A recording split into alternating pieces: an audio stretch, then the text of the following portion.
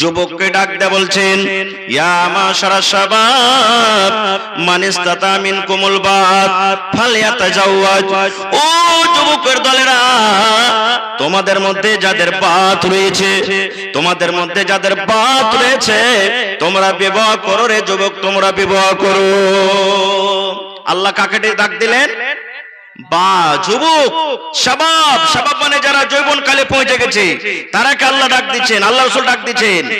ও যুবকের দলেরা, তোমাদের মধ্যে যাদের মধ্যে বাত রয়েছে, যার বাতের ক্ষমতা রয়েছে, তোমরা বিবাহ করো। এবার বলবেন মাওলানা জি, বাত কাকে বলে? বাত কাকে বলা হয়? মুহাদ্দিসিনে কেরাম বলছেন, যে যুবকের মধ্যে তিনখানা গুণ থাকবে, তিনখানা সিফাত থাকবে, তাকে বাত বলা হয়েছে। এই আমার যুবক ভাইরা, এই আমার নওজওয়ানেরা, ওই বাপকে বলবো, ওই দাদাকে বলবো, ওই নানাকে বলবো, দাদু হে, ও আমার মামা জান, ছেলের আপনি বিবাহ দেবেন বন্ধুরে, এই হাদিসটাকে আপনাকে সামনে রাখতে হবে।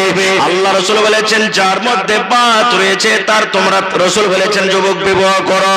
এবার বলবেন বাত কাকে বলে?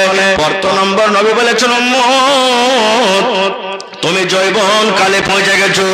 এবার যৌবন কালে পৌঁছার পর তোমার যৌবন কালে তোমার জওয়ানিতে হুড়কি মারছে, তোমার যদি বিয়ে না করো তোমার গুনাহ হয়ে যাবে। তোমার অন্য বেড়ে ছেলের দিকে যখন দেখবে আমার ভয় হয়েছে, নজরটা চলে যাবে।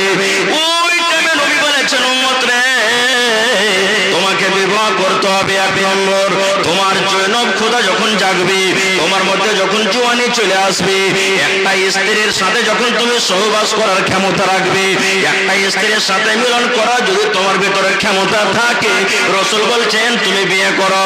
দুই নম্বর বাতের মানে বলেছেন মুহাদ্দিসিনে কেরাম, উলামায়ে কেরাম, যে যাকে তুমি বউ করে বাড়িতে নিয়ে আসবে উম্মত, তাকে তুমি মোহর আদায় করতে পারবে কি পারবে না? তাকে মোহর দিতে পারবে কি পারবে না? মোহর দেওয়ার তোমার ক্ষমতা আছে কিনা? তিন নম্বর রাসূল বলেছেন, উম্মত রে, একটা বেড়ে ছেলেকে যখন তুমি বউ করে বাড়িতে নিয়ে আসবে, স্ত্রী করে বাড়িতে নিয়ে আসবে, ওকে তুমি কাপড় দিতে পারবে কি পারবে না? ওকে তুমি মেকআপের সামান কিনে দিতে পারবে কি পারবে না? ওকে তুমি ব্লাউজ সায়া দিতে পারবে কি পারবে না? ওর জ্বর বুখার হবে, তুমি এলাজ করার শক্তি তোমার কাছে আছে কি নাই? ওকে রাখার জন্য বাড়িতে একটা ঘরের দরকার আছে, চার কাঠের ভিতরে তাকে রাখতে হবে, এই চার কাঠের ভিতরে রাখার তোমার ক্ষমতা আছে কি নাই?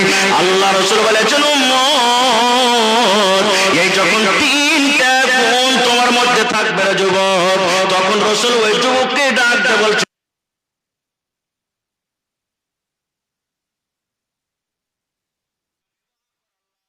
বিবাহ করার ফায়দা কি? আল্লাহ রাসূল বলেছেন, উম্মত, যদি তুমি বউ করে স্ত্রী করে বাড়িতে নিয়ে আসো, উম্মত, এই হাদিসে দুটা লাভের কথা বলা হয়েছে। দুটা গুনাহ থেকে তুমি বাঁচবে, দুটা তোমার উপকার হবে, দুটা তোমার ফায়দা হয়ে যাবে, দুটা গুনাহ থেকে তুমি বাঁচবে। এক নম্বরে রাসূল বলেছেন, ফাইন্নাহু আগাযু লিল বাসারি ওয়া আহসানু লিল ফারজি। বিয়ে করার দুটা লাভ রাসূল হাদিসের মধ্যে বলেছেন। এক নম্বর, যখন তুমি বউ করে বাড়িতে নিয়ে আসবে, তোমার স্ত্রীকে বাদ দিয়ে অন্য বেটি ছেলের দিকে তোমার তাকাতে মন হবে না, অন্য বেটি ছেলেকে তোমার দেখতে মন হবে না, অন্য বেটি ছেলের দিকে তোমার নজর যাবে না।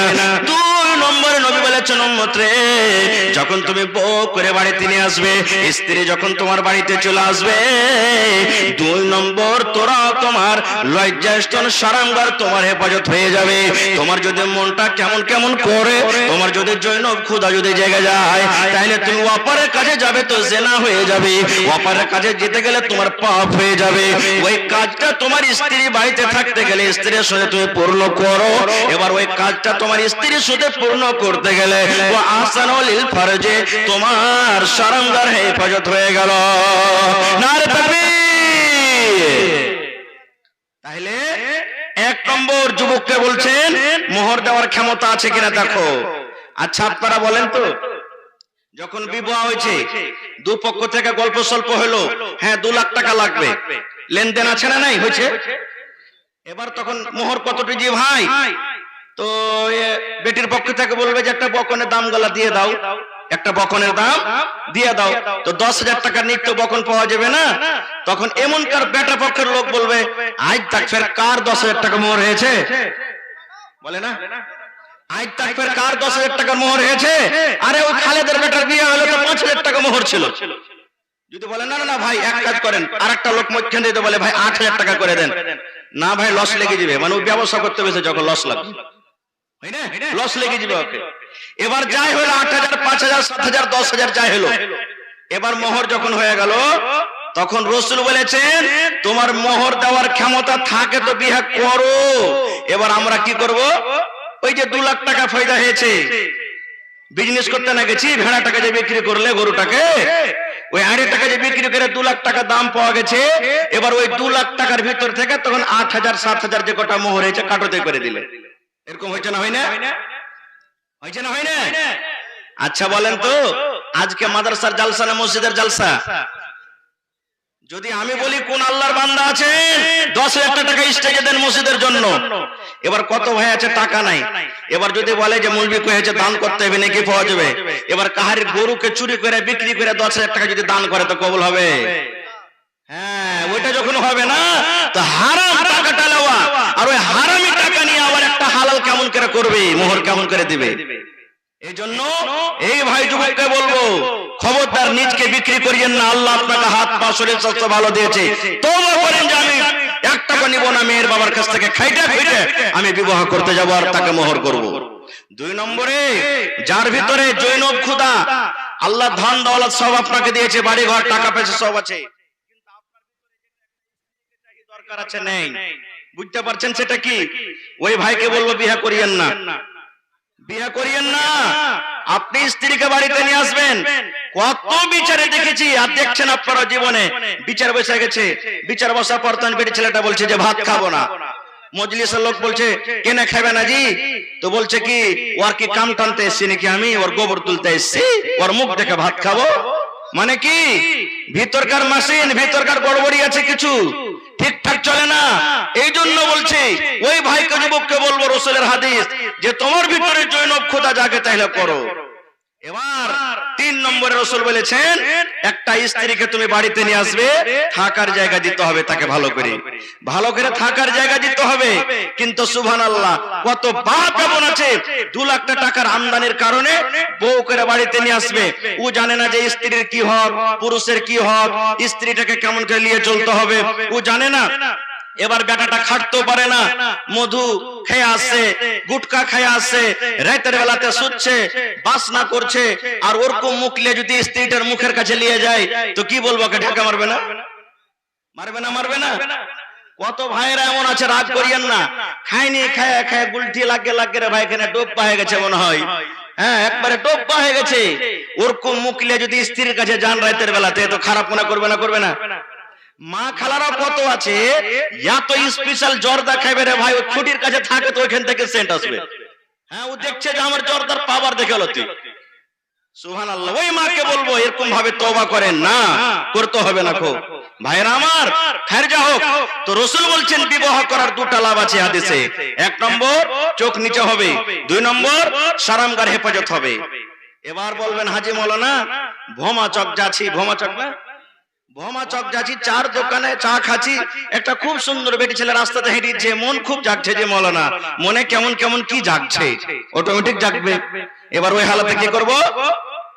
আল্লাহ রাসূল বলেছেন উম্মত রে, তুমি বাজারে ঘুরতে গিয়েছো, চকে তুমি ঘুরতে গিয়েছো, তুমি রাস্তা দিয়ে হাঁটছো, ওই টাইমে ওই সময়তে একটা সুন্দর বেটি ছেলে তোমার নজরে এলো, একটা সুন্দর বেটি ছেলেকে তুমি দেখেছো, তোমার মন খান কেমন কেমন করতে শুরু হয়েছে, আল্লাহ রে এই বেটি ছেলেটা কত ভালো দেখতে, কত সুন্দর, আল্লাহ আমার কাছে একবার আসতো, আমি তার কাছে একবার যাইতাম, এরকম ধারণা যদি মনের মধ্যে আসে, আল্লাহ রাসূল বলেছেন উম্মত তাড়াতাড়ি তুমি বাড়ির ভিতরে চলে যাও, তাড়াতাড়ি করে তুমি বাড়ির ভিতরে চলে যাও, ওই চকে আর থাকিও না, ওই বাজারে আর থাকিও না, ওই রাস্তাতে তুমি থাকিও না, তুমি তাড়াতাড়ি করে তুমি বাড়ির ভিতরে চলে যাও। আর বাড়ির ভিতরে যাওয়ার পর তোমার যে বাড়িতে স্ত্রী আছে, তোমার যে বাড়িতে নারী আছে, তোমার বাড়িতে বিবি আছে, ওই বিবির সাথে তুমি মিলেমিশা করো, কারণ নবী বলেছেন উম্মত রে ওই বাজারে চকে রাস্তাতে মেয়ে ছেলেটাকে দেখে তোমার ভিতরে যে জোয়ানি জেগে গেছে, ওই নারীটাকে দেখে তোমার ভিতরে জোয়ানিতে হুড়কি মেরেছে, ওই নারীটাকে দেখে তোমার মন খান কেমন কেমন করেছে, তুমি তাড়াতাড়ি করে বাড়িতে এসো। আর বাড়িতে আসার পর তোমার স্ত্রীর সাথে তোমার মনটাকে ঠান্ডা করে নাও, কারণ ওই নারীর কাছে যা আছে, কারণ ওই মহিলার কাছে যা আছে, রাসূল বলেছেন তোমার স্ত্রীর কাছেও সেটা আছে না নাই? আছে না নাই? এবার বলবেন হাজী মাওলানা যারকে বিয়ে হয়ে গেছে ওর গেলে নিয়ে এটা হলো যে বাজারে কি হলো না হলো স্ত্রীর সাথে এসে মন ঠান্ডা করলে, এবার যারকে বিয়ে হয়নি ওরা কি করবে? ওরা কোন জায়গাতে যাবে? যারকে বিয়ে হয়নি ওরা সোজা ঠেনে যাবে না। আল্লাহ রাসূল বলেছেন উম্মত রে, যারকে বিয়ে হয়নি আর বিয়ে করার শক্তিও নাই কিন্তু জওয়ানিতে হুড়কি মেরে দিয়েছে, ওই যুবকের জন্য নবী বলেছেন উম্মত রে তুমি রোজা করো রে উম্মত, তুমি রোজা করো, মাসে মাসে রোজা চালিয়ে যাও, 2টা 3টা 5টা 10টা 15টা করে তুমি রোজা চালিয়ে যাও। রোজা করতে করতে তোমার শরীরটা যখন দুর্বল হবে, তোমার শরীরটা যখন কমজোর হবে, তখন একটা পর বেটি ছেলেকে দেখে তোমার মনটা আর টানবে না, একটা পর বেটি ছেলেকে দেখে তোমার মনটা আর জাগবে না। রোজা করতে গেলে তুমি পাপের গুনার কাজ থেকে তুমি বেঁচে থাকবে। নারে তাকবীর! তাহলে যুবককে এখানে ডাকতে বললেন। এবার আর একটু আগে চলেন, হাজী মাওলানা